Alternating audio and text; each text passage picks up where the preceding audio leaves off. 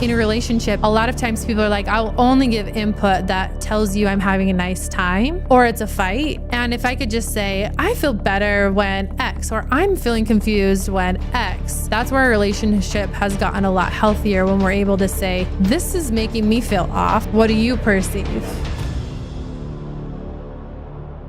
Stacie is the owner and what do we call you? Lead designer at your design house called Edit up here in Salt Lake City. You are full-time working mama of some boys, and daddy, you called him Peter Pan. Oh, Peter Pan. Yes. So let's He's the fun center of our universe. Yeah. And the Lost Boys. And literally my kids, they have long hair. They are Lost Boys. How long has that dynamic been taking place? Ever since we had my first, I kind of had this really traditional job. He worked for a small family company, so he had a little bit of autonomy. He could take our little one with him. Okay. And then I worked for a traditional design firm, and there was a moment in time where it was kind of like, I'm doing all this stuff on the side.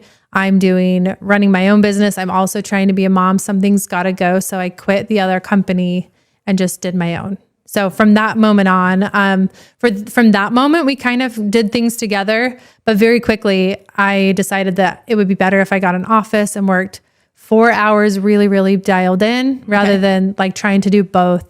I can't do like the both things because my kids are so into it, and it's really creative work where you have to be pretty on point. Yeah. So our specialty is like a custom new build home, usually that dream home category. So like 6,000 to 12,000 square feet, like all the things you would think of as a star of the show are really standard things that are required for our projects. Like, where's the pickleball court, the gym? So we help real people also. Like I would say like my house is not an example of the types of projects that we do. So we like to do big stuff when people have a hard time managing all of those choices. We're kind of a liaison to say, let us help you figure out how to say yes and no and take the pressure off. Yeah. Will you repeat again what we talked about just before we got on air about how you qualify what makes you so different and your firm so different in the space? Because I think that's like the thread of why you're such an awesome fit to come on and join us on the show. Oh, thank you. Okay. Yeah. So the name of our firm is Edit. So if you were Edit Design House, right? So if you were an author and you wrote your story down, you'd take it to a publishing house and they would help tell the very best version of that story. Still your story. They're not taking it over, but they help you tell it better in a way that resonates with people. So we really believe that your home is the platform for how and why you live your life. And so we allow people to kind of drop their lives in our lap, and we help them edit how and why they live in our design house. And that home becomes the platform for them living their highest and best life. So kind of like, right, if you stayed in like a dodgy motel versus a really, really fancy place, you put on a different persona. So we're helping people exemplify not only who they are, but who they're striving and trying to become. So a lot of our conversations don't start with like, what's your favorite color? What's your favorite style? It's like, who do you want to be? Who are you? How are you hoping to live? Do you entertain? Do you want to entertain? Do you cook? Would you rather not? Do you want to spend time with people? You want to be the house where the kids show up? Do you want privacy? All of these different things, like essentially look into the future and tell us what memories you want to make. And that's how we're going to put it together for you. And you create the container to manifest it all. Yeah. Right. Yeah. So you're actually doing identity programming at the quantum level for people. I love that. I don't know if you know that that's or beautiful. not. Thank you. Yeah. Thank you. You're welcome. Yeah. But that's like legit what you're doing is, you know, we call it future casting, right? Is that you allow people to step into the vision of who they want to be from the future to then imagine back. And then what we call, when we help people to create their dream life, we call it reverse engineering. Oh yeah. Right? Yeah. Is that, and everybody calls it reverse engineering. We use that word, right? In our designs though, we use that word too. Like tell us how you want it to go. And we reverse engineer it to figure out what decisions happen. Totally. Only you're talking real life, and we're talking like purple curtains and a real fluffy pillow. But it's the same concept. Personify it gives you like social proof of like this life you're trying to live. Totally. And it's the same exact concept. Yeah. So, I love you that. know, and you're doing it with people who have already made it successfully, like that they can afford to hire you for their 6,000, 12,000 square foot house or whatever. So they have already practiced those principles in other areas of their life. And that is what allowed them to get the opportunity to come and work with you. Yeah. So y'all, it works. Okay. Okay. This is the Proven. moral of the story Yeah. right here, is that it's proven. And at every single level of the game, you keep doing the same thing. Like the actors and actresses that are making $40, $50, $60 million a film, they do the same thing. They imagine themselves acting in that. And they're like, I already have the check in the bank. Like you imagine it from the future as if it's already occurred, and it becomes a duh. Yeah. And from that version of me, what pillows do I choose as the wealthy, amazing, connected, grounded, healthy, well-sexed version of me, right? Naturally. Naturally, right? Yes. Like, what does she choose for curtains? Absolutely. And you're giving someone the space, as Revan, you said, to drop into that and get to future cast and like then bring it into the now. Oh, Yeah. so magical. Oh, thank you. That's such a beautiful way to put it, though, because I think we're all such like visual and tangible people that to explain that to somebody, they turn away from a retreat or something and they think, well, how do I actually put that into play? Yeah. But you walk into that space at the end of figuring out who it is you want to be, you walk into the space and it kind of, we feel like it does half the work for you. You know, you just have that proof all around you. Oh, I am her. I am Yeah. her. Yeah. Well, right. it's no different. You said it. It's like you walk into an amazing hotel and you literally feel different at a cellular level. Right. Compared Yeah. to going to a Motel 6. It would be fascinating to see if you like physically vibrate at a higher frequency. No, you absolutely To do. have the You- machines to measure there's it. no You doubt. do, because Yes. you match the frequency of your environment. Yeah. And some of us are more sensitive to environments than others based on like your human design and other aspects of your operating system. But with every person, we are going to match the energetics of what's around us. But I'm curious, even between like the Motel 6 and the luxury, where my curiosity is between the options for luxury, how you feel different subtly, right? Sure. Like if I walk into a place that is really bougie and it's ornate and everything is perfectly tidy and there's no storage because there's no stuff, like the super minimalist kind of vibe, I actually get Those anxiety. people. I get anxiety because I'm Those like, people with no where, stuff. Yes. where am I going to put my stuff? Yes. And then when You my don't three, belong there. I don't Yeah. belong there. My Yeah. 3 kids are going to come crashing in, and my messy, brilliant husband, I'm not messy. he comes in and he drops, and it's like just every chaos. horizontal space is drop You're zone. welcome. Yeah. Well, yeah, that happens at our house for So sure. You design for those people, right? Yeah. And there's a different vibe walking into a minimalist style place versus somewhere that's more like eclectic and funky and lived in, like live edge wood that already has dings in it. So you don't have to worry about like ruining a thing.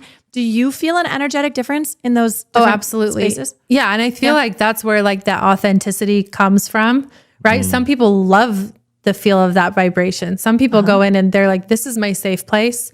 There's nothing here to punish me or attack me. I have nothing to think about. It's amazing what's happening in design right now too, that even like all of this stuff that maybe our grandparents used to love and gather and were hand done, we kind of pushed that away for a minute and went to like the clean, perfect, mass-produced, machine-made. And now there's this revival back towards organic and these things that you would have begged your grandma to throw away because you were embarrassed for your friends to see. Yeah. That's high luxury now, sometimes, right? If you're that client. Okay. It's the fact that somebody had the time and energy to put character into this piece. And it was handmade and there's love in that piece. So that feels safe to a lot of people. Yeah. Right. Well, and we're going back to that human touch. Yes. It's like, Well, what I'm hearing is experiences. Human experience is what people are leaning towards because, all the technology, the AI, it's all great and it helps us be more productive and get more done with less time. And it's leverage, right? It's a great thing. But people are craving human connection and interaction, and people are craving experiences, live experiences. And what I'm hearing from you is you can create your own experience at home, Absolutely. right? Yeah. and there's no Which is wrong cool. way to do it. Yes. I'm hearing it like a permission Yes. slip from you. Not that I like do real estate porn in Utah about the parade of dreams or anything. Yes. Ever, like often, because that's my jam. I love real estate. Anyway, dabble. So it would be like a dream just to, get to have that. But in that, you're not looking to create just this perfect magazine glossy home. Yeah. I feel like you would be like, girl, how do you really want to live? Yeah. And if I want a hot tub in the middle of my living room, because that's how we all hang out as a family, you're going to be like, fucking right. Let's make, maybe without that language. It's my language. mean, I wouldn't say it. But you would nod and smile and go, yes, sweetheart. Yes. Right? Yeah. And you would help me to build the coolest hot tub in the middle. So this is a bigger conversation about you offering people permission slips to step into their most authentic lives. Yeah. Which is next level amazing. Yeah. And also, as a creative, I find that it's hard for me to settle into one specific version of myself. So I have this part like, I want to do art, or I want to do book learning. I want to spend time with people. I want to be introspective. I want to meditate. Let's talk health. Let's talk fitness. That's every category of who I am, which is a pretty complex thing, which I think is true for most people. But I think we feel like we have to identify with, oh, I'm a fitness girl, or like, oh, I'm a books guy. I love math. I love sports, whatever. Yeah. So even on this macro level of doing houses, over here in this zone, you're fitness lady and you've got smoothies in the fridge and you've got your gym, or you've got your cold plunge and your sauna because that's good for you, but it helps make you make courageous decisions in your business. And over here you play sports, and over here you have family time and you craft together. So that's what's super fun about all these different homes, is you can have multiple vibes within the same home and they can all be authentic. It's not like everything's blue and modern and clean, or, you know, you can have different mood and vibe in each space. different areas, which is awesome, because that's like us. I mean, and I say this to women, not that men aren't, but often women, we put so much pressure on ourselves to like niche down is what I'm like in marketing terms. That's like niching or niching down. Absolutely. And particularly online, if you're trying to grow your social following, that's the first thing they're going to tell you to do. Yeah. And when you're meeting new people, they want to know, oh, well, what are you into? They don't want to hear 20 things. They want like, what's your 1 or 2 or even 3? And the beauty of being a woman in particular, and you can jump in for the dudes too, but it's that we are diamonds. We have so many facets to us that when the sun hits us a different way, we're going to shine a different aspect of ourselves. And coming into our 40s, I promised you we would talk about this. It's all about really just starting to embrace every single facet of that and no longer trying to niche down in real life. What you do on social media is what you're doing. Like, I'm not the pro on social media. Talk to Logan or talk to Aaron or whatever for that. But in real life, we get to be all of it, you know? Like, I get to be the girl who lives in the jungle and I got my toes in the mud with a perfect pedicure, yo. Yep. Like, that's how I roll. Yep. And I'm going to like run retreats and do women's sessions and plant medicine, and we're going to cry and we're going to sob, and I'm going to make sure my lashes are still on point. Absolutely. Yeah, I love You know it. what I mean? Like, that is our prerogative now. And we get to be permission slips for people to show up as all of those versions. Yeah. And it makes me feel electric to even think about it, because there's so much resistance that also comes at us to not get to be all of those versions of us. Have you experienced the resistance? Yeah. You're the breadwinner in your family. Will you share what resistance you've had as you shine that aspect of you and show up as your most awesome self? Yeah, it's interesting because I feel like we've been so primed to say, here's how women behave. Here's what our role feels like. Here's how men behave. Here's what our role feels like. And the natural progression of our family has been that I love business. I love design. And I think it's so much fun, to the point where my husband's like, do you have any other topics we can discuss outside of business? So I get how a lot of women feel if that's their guy, right? Yeah. But it really works with our flow, because I think if I were to put my husband into this seat, he wouldn't be having a good time. And as much as I wish I could be the at-home person with my children and be like this emotional teacher and mentor for them, I don't know that that's necessarily my most successful full-time position either. So it's been this beautiful thing. I joke that he's Peter Pan. I joke that I have the work ethic and he has the play ethic. Yes. Right? Which I actually had no value for. I married him intentionally because I didn't want to get old when I was old. That's so awesome. So I watched my grandparents get old young, and my in-laws they're well into their 60s. They still get on the floor. They're riding a side-by-side. They're hiking, biking, swimming, dancing, all of the things. Nice. So I kind of intentionally picked my husband for that, knowing that he would keep me young. But there's still friction there, right? Like And, it's of intentional discomfort that I Yeah. put myself through because I know it's good for me. And I know that that's what a well-balanced life looks and feels like. Yeah. Well, So- everything you want is on the other side of discomfort. Yes, I Right? love that. Okay. I love this. So Chris. Yeah. I have been completely asking You're all the killing questions. it. You're crushing it. Is there anything I you love would it. like to I love it. contribute to this conversation that I've commandeered? No, I mean, You're doing great. I think you're doing amazing.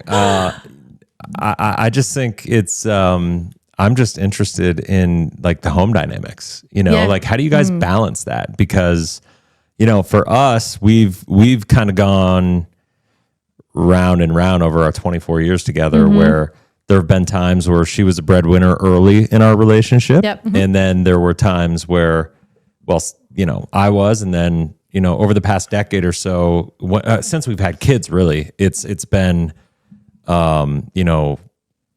me pretty much working to be the breadwinner, sometimes struggling to do so, Sure. and then finally hitting it. And, now all things are good, but We've both always worked. but we've always Yeah. worked. And except for even my brain when injury time. even when But we alternated. Who Yeah. was breadwinning, who was winning at the income Yeah. game, and who wasn't. But And even now, like, we're raging entrepreneurs. We do these things. We buy eco hotels Oh, I and get like it. uproot our family and feel move out that. of country. And Sorry, Mom. I run a financial company. I've got 1,600 agents in all 50 Jeez. states. And so I'm traveling all over the place, speaking, traveling, doing all this stuff. And, she's great at supporting me, and she's great at all the things from the actual, wifey Yep. support, so to Yep. speak, the classic wifey support. But then she's also really amazing at wifey support. What does that even mean? just Wifey support? just Does that being, mean BJ's? like what no, are just we like talking about like right now? holding Like, what down are the holding down the house while I'm like out and having to Like all the other laundry logistics.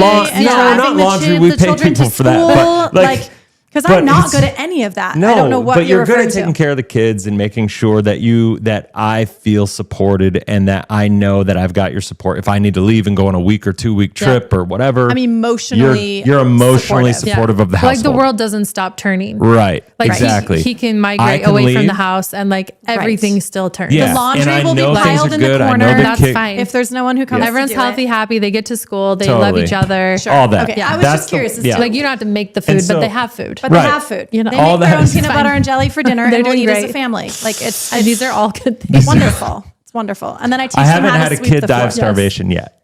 Right. It's really, Yeah. I get home Yeah, and they're that is always a still perfect alive. It's track we're record. winning because she's super talented. She is also my sounding board. I trust her intuition. Like whenever there's circumstances, situations that I'm leaning into and trying to, get a vibe on a direction, she's always the person I go to and I trust her, and so there's an intangible there that's awesome. And we've learned to like work this dynamic, but we've also kind of gone back and forth a little bit. Right.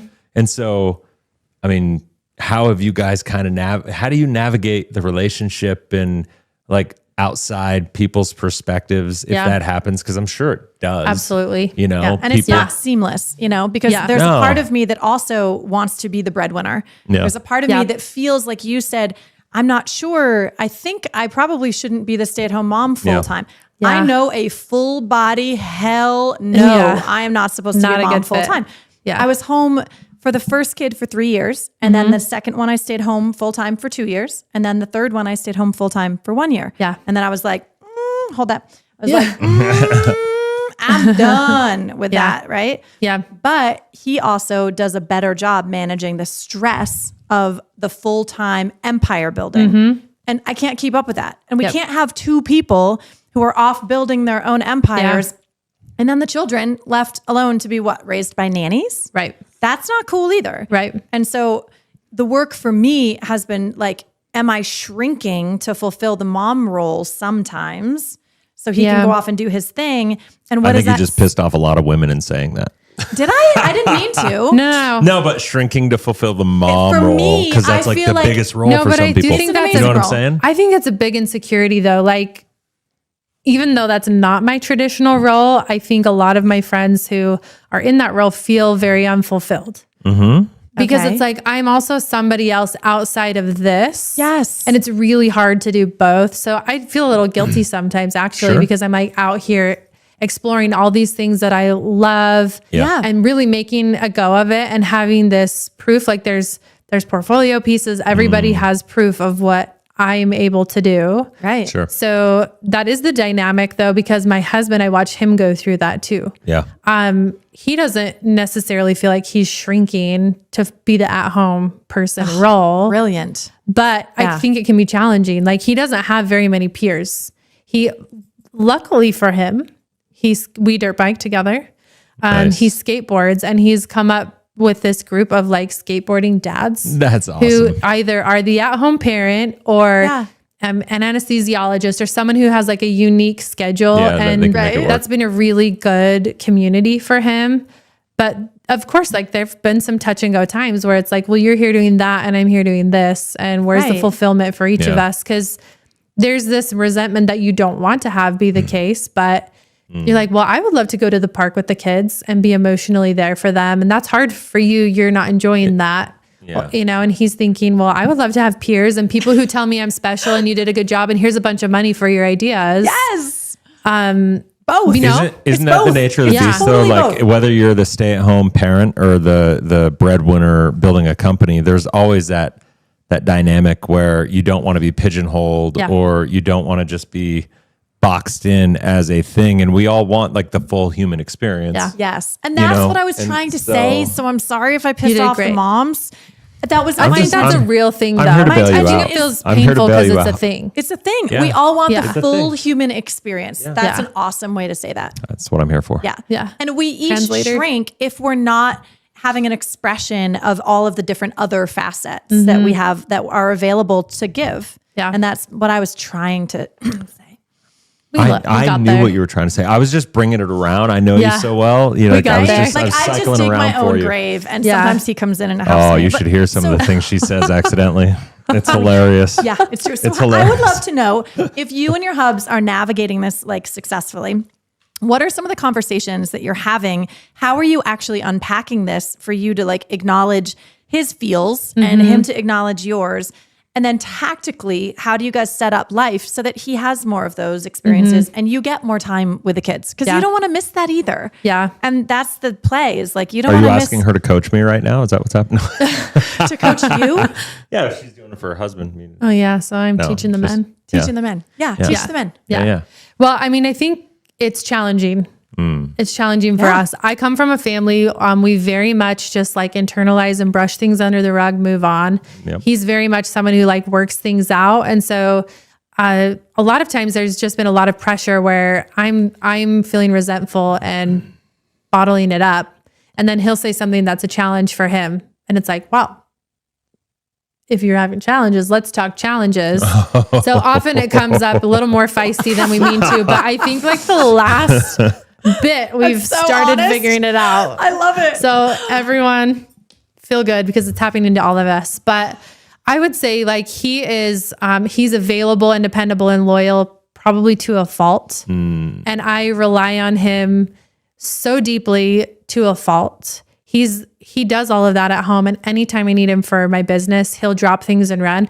And it must be said, he also runs businesses from home. So he has Okay. a couple of things that he does, but he can do them. He has more autonomy. He can do them casually when he Yeah. wants. Men kind of get a bad rap about not being sensitive because they think I'm at work, I'm providing for the family, I'm doing all these things. They don't have to think about all of the gears that it takes to turn the wheels back at home.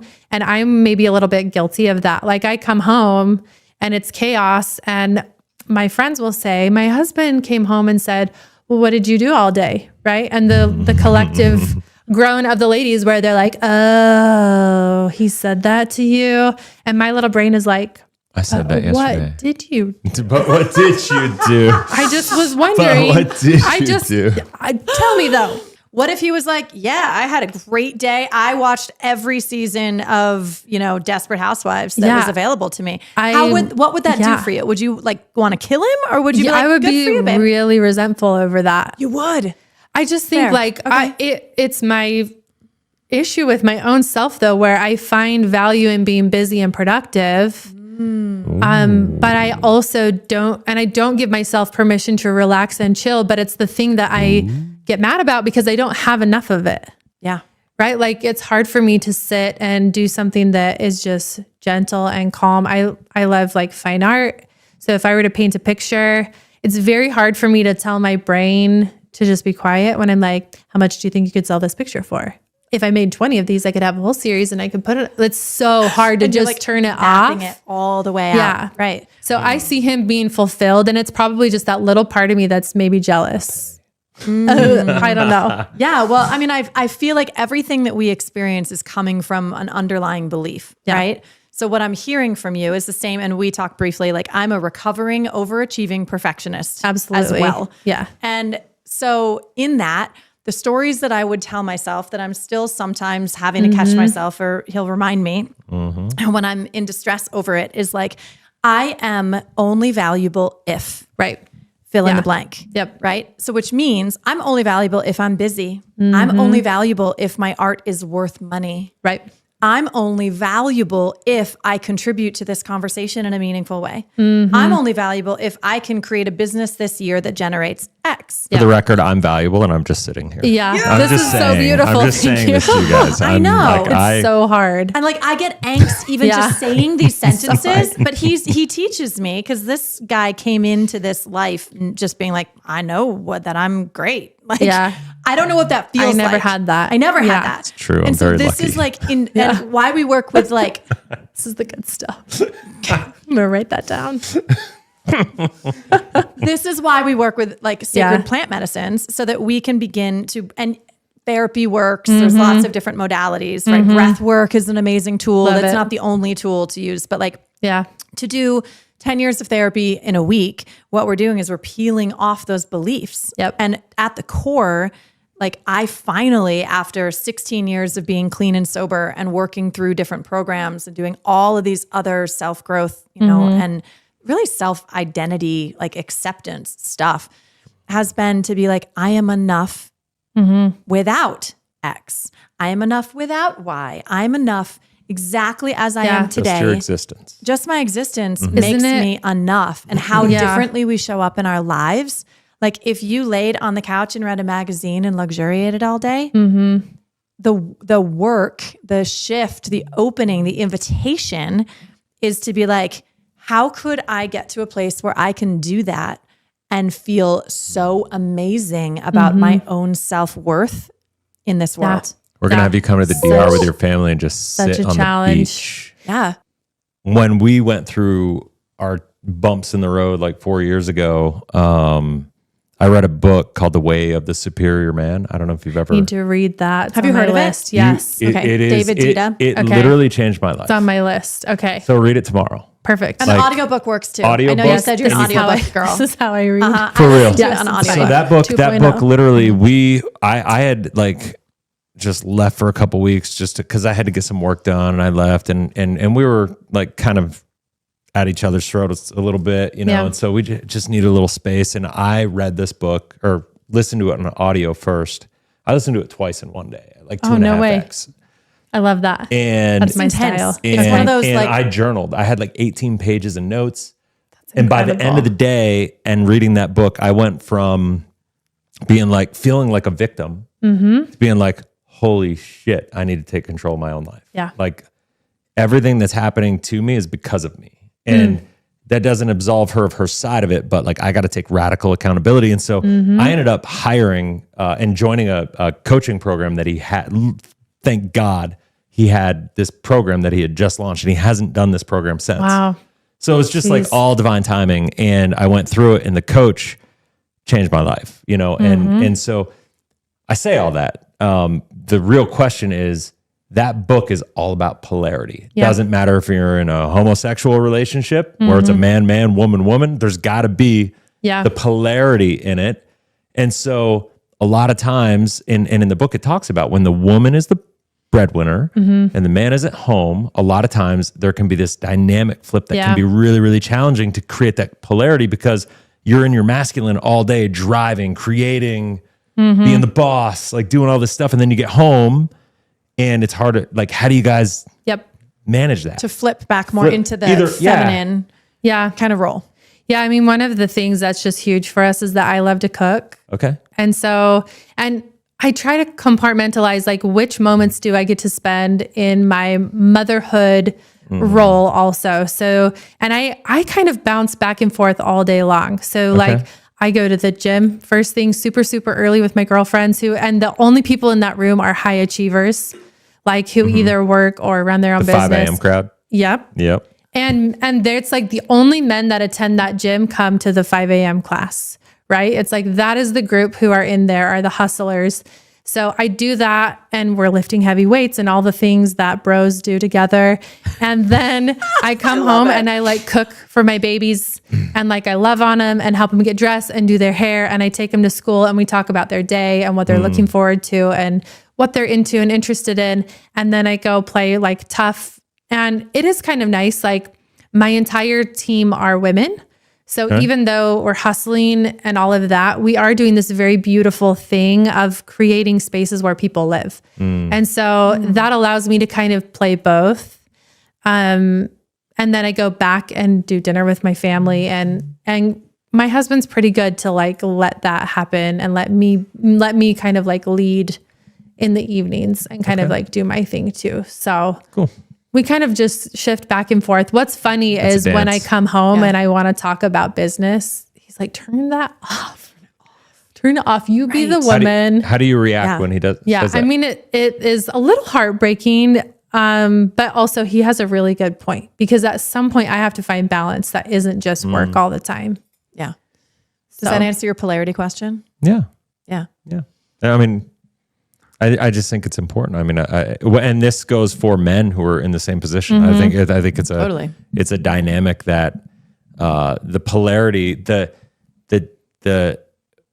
neutrality is where relationships go to die. Yeah.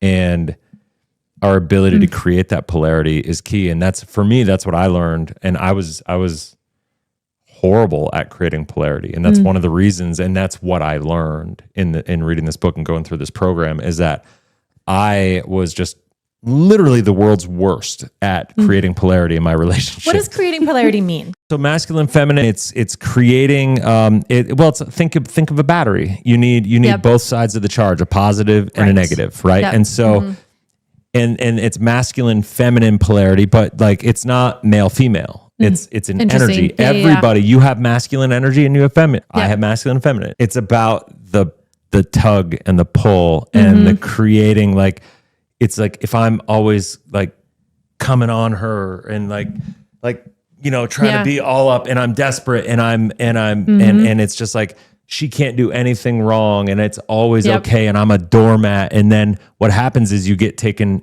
for granted, right? And no matter what you do, the best intentions, then it's just all, there's no need.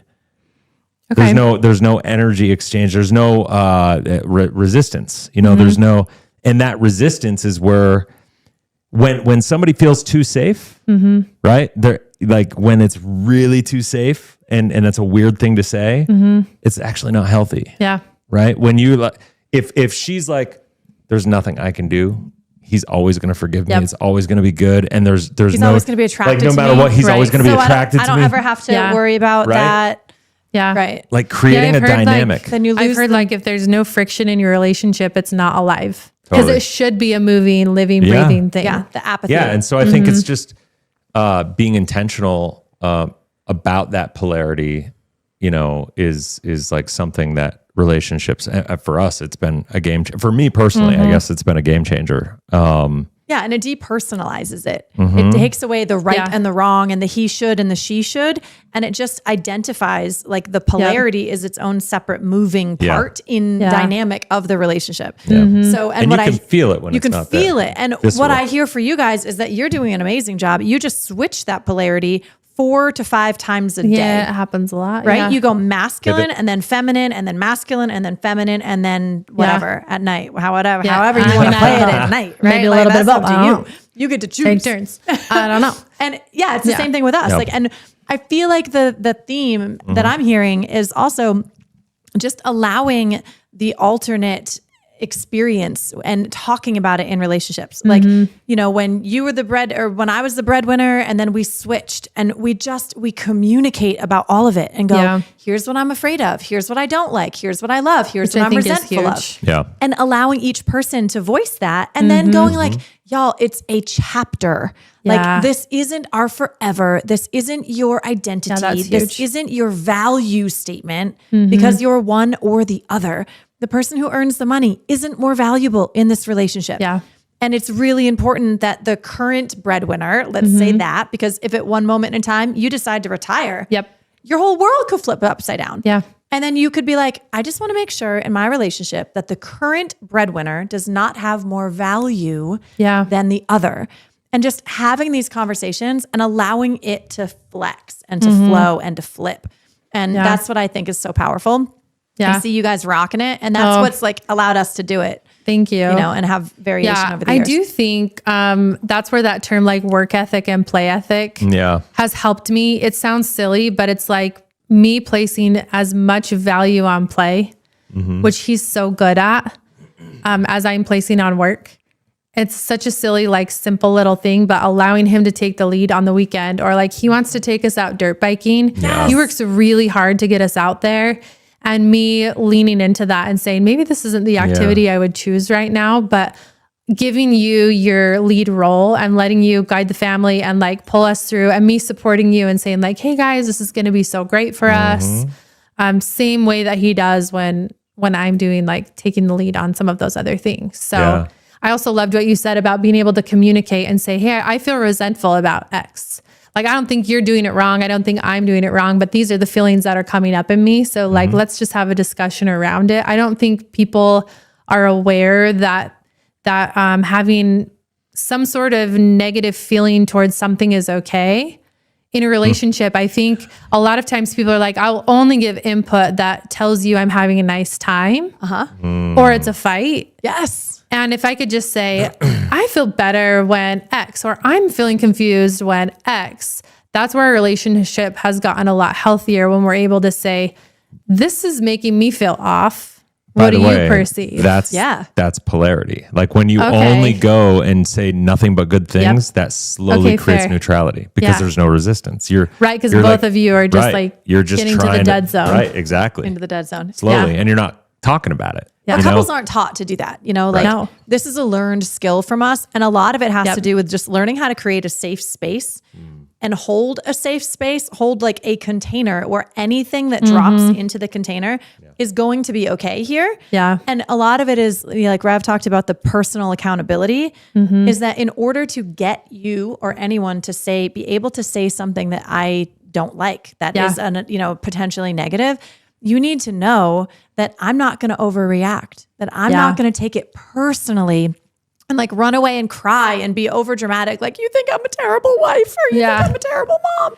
Can I tell you my favorite secret? Yeah, please. Okay. So my husband worked for his dad for a bunch of years, and in the nights and the evenings, weekends, his dad was dad. And during the work hours, it was Gary. And it's funny because they would butt heads at work and things would happen, regular work things would happen. Okay. And then they could call each other at night and say, oh, my boss was awful today. And he'd be like, I had the worst employee. I was so frustrated. Oh, that's awesome. So that's been a really huge thing for us to have my husband even say, I'm in a relationship where my wife does X. And I'm like, she's the worst. Right? Like something about that helps me identify that better. Like kinky in a way. It is kinky. That is like a weird form of kink for us. It is. That totally is. You want a new audiobook, girl. Yeah. Okay. Existential kink.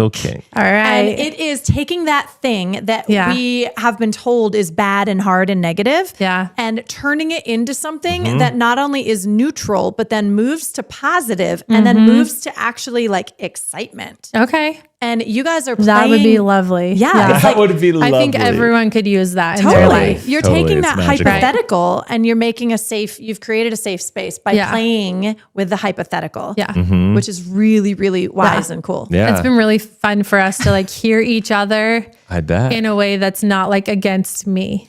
right? Like I can say, man, all I wanted was support, and my partner wasn't listening or wasn't paying attention. And it's just something about like, you're able to hear it from their shoes that way when they tell it. It's such a simple it's shift. literally magical. That's brilliant. It's brilliant. That's brilliant. Like you're creating role play to create safety. Yeah. It's Because been you're lovely. depersonalizing it. And everybody says, oh, don't take things personally. Yeah. I personally hate that advice. Yeah. Because it is personal. It is personal, and it's Yeah. completely impossible Yeah. to take something not personally when it's like someone Yeah. says to you, you're an asshole. Like, Yeah. how am I supposed to not take it personally? I hate that. But if you step into a role play situation and someone was like, oh, hypothetically, like the person who just did that makes me feel a certain way, then I can look at it and go, oh, she was a jerk. Like she was that. So it's really, really brilliant. So hang on to that little nugget. Yeah. That's been really good for us. So to there's figure a out. takeaway, y'all. Yeah. If you have sat through all of my shenanigans for however many minutes I've been rambling Nice. and all of the things, that is absolute brilliance from you. And you. I would love to Yeah. hear in the comments if that's worked for you, audience, as well. Because wouldn't it be cool to find out? I want to know who's going to try it. Other 'cause tribe? That's like, get after it. Yeah. This is when it could turn into fun. All right. Right. It could serve you in know. such an other way that I think people don't feel permission to work on in their relationships. Yeah. So this is like, we're not going this way necessarily, but like, here's a conversation we have that like, we've been so raised to say like, having a physical relationship with somebody is like bad or put it on the shelf or whatever. And something like, especially when you've been married for a long time and with somebody for a long time, it feels like it's only a nice time when it feels forbidden. What about the idea, and how do you feel about the idea of loyalty to self?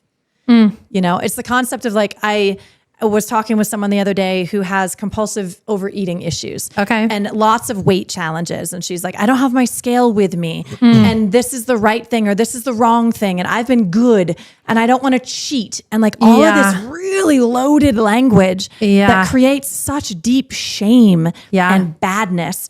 And I was like, so how would it feel? Invitation. What would it feel like if instead of the good, bad, right, wrong language, you found what felt like self-love? And each moment you got to choose this food, you said, would eating this feel self-loving or not? So it reminds me of that same loyalty conversation. Before we can have loyalty to anyone else, we need to have loyalty to us, right? To our own internal guidance system. Whether it comes from religious beliefs or whether it wherever it comes from, like we hold on to a belief system and we need to act from that loyalty to that belief system. So what would it feel like if we entered that with like, what does self-loyalty feel like here? Because I feel like, correct me if I'm wrong, tell me your side of it. Sure. But like, I feel like we would make different decisions that are usually the more chaste ones. Sure. If we pursued a path of just self-loyalty and self-love instead. What are your thoughts on that? It's funny that you ask that question because I've been thinking about this in kind of an analogy sort of a way. So I love fitness. I love taking care of my body. So there's all these recipes, right? Like how to make cookie dough, but it's like a protein snack and you eat a giant bowl of cookie dough. It's not satisfying at all. It tastes like garbage, but it has protein in it and it's theoretically like doing all these good things for you. But at the end of the day, it's not satisfying any craving. Like what you really wanted was like a ball of cookie dough and you've labeled that as bad. Right. And you've labeled that as no, and you've labeled that as off. And like, what I think, this is so funny because I literally made like edible cookie dough the other day with like no eggs or whatever in it. And all I want, and this is the same with me with like ice cream and cookies and whatever, is like, all I want is to have, when it's time to have ice cream, I want to go like have a spoonful of it and eat it. And like, I can close the fridge and walk away anytime I want. And the reality is if I'm like, no, bad, I'm in a half a bowl, then I'm gonna have 7 half bowls. But if I give myself permission to be like, what I could really go for right now is ice cream and go have it and then walk away and do the next thing that's on my list. Just being loyal to like that authentic, obviously like keep in check. Like if I want to go buy shoes every 10 minutes and I have credit card debt. Right. That's not self-loving either. That's not self-loving because I'm punishing that future me. Threshold of punishing future you. But you having that bit of ice cream in that moment, that's self-love. In that moment. And it's like learning how to say no to things. It's the shoulds, right? Like I've been in this networking group that I love every human in it and I should do it because it's going to bring business to me, but it's not serving me. And in order to not hurt any of their feelings or because it looks like the right thing to do on paper, it looks productive on paper. I have showed up for like years and years, and finally, like, I had to rip off the Band-Aid literally this morning and say, like, get it. This is not my room. Right. Like, I would rather paint a picture in my office and give me something that I've been needing, or like I can go have lunch with somebody and make more productivity out of it. So it's just like those really practical things of learning how and I've had to have this talk with myself over and over and over the past few weeks of deciding, like, stay, go, stay, go, stay, go. Of saying, like, this is also a faith issue for me, that, like, if I decide to leave that room, I have enough faith in me and my way of doing things and my divine flow that's coming to me that I will still find the business I need, if not better. Yes. Without being in that room. You open the space. The room up was for the it. should. Yeah. Right. The room is know? the should. And the should holds us down energetically. Yeah. Yeah. So this or something better is Yeah. one of my favorite things. I and love then that. pursuing the path of pleasure to the point where it is a self-loving love choice that. to be like, my intuition is saying this isn't my room and Yeah. this isn't my people. So at that moment, once we identify it, your self-love and you advocating for you Yeah. is being like, I'm going to find something better because this Yeah. isn't it. And trusting. I love that. Trusting that your self-love will lead you to everything that you need. Such Oh a my joy to gosh, speak such with a you. pleasure, you guys. You too. Let's this has been fun. Yeah. You did a good job. Oh, thank you. Kicking it with the Thank you. girls. I helped, Contribution. I you know. With the girls. I'm Yeah, it here. was great. Well, thank you so much for sharing all you. of the things with you. And thanks everybody for being here. We'll connect again. Not that I like do real estate porn in Utah about the Parade of Dreams or anything. Yes. Ever, like often. We're homeless right now, though. It's fine. You're doing Well, great. you know, we're yeah. Anyways. You dabble. Wifey, what does that even mean? just Wifey support? just Does that being, mean BJ's? like no, what are just we like talking about like right now? holding Like, what down are we- holding down the house while I'm like out and having to. Like all the other logistics. No, and not driving the laundry. kids, We the pay children people to for that. school. You don't Are you wanna asking miss- her to coach me right now? Is that what's happening? For the record, I'm valuable and I'm just sitting here. Yeah. I'm This just is saying, so beautiful. I'm just Thank saying you. this to you guys. I'm know. like kinky in a way. It is kinky. That is It's like been a weird so form of helpful kink. for us. It is. I That don't know. totally is. So I feel here, like we have a Relate to joke credit coming. cards. Is this hear me like out. a okay? It's not a joke. So hear me out. Two rabbis excited. walk into a bar. Right, I know. Here we go.